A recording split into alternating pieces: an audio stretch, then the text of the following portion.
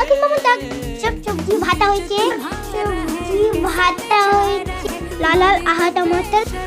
তো guys happy new year. আর আমি তো ভিডিও করছি, করতে দাও, আমি কিছু করিনি। তো গাইস এই দেখো আমি সবজিগুলো দিয়ে সবজি তরকারি বানাবে।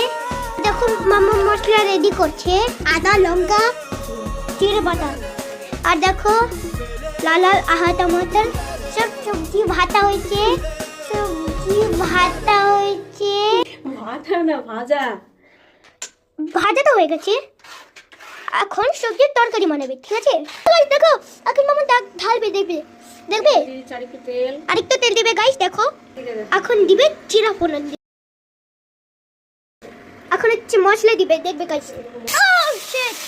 মশলাটা দিয়ে তারপর মধ্যে আলুটাও দিয়ে এখন লবণ ঢালবে, এখন হচ্ছে হলুদ গুঁড়ো দিচ্ছে, এখন হচ্ছে মামা অনেক ভালো করে কষাবে। হয়ে গেছে, এখন দিয়ে দেবো। এখন এগুলো দিবে গাইস।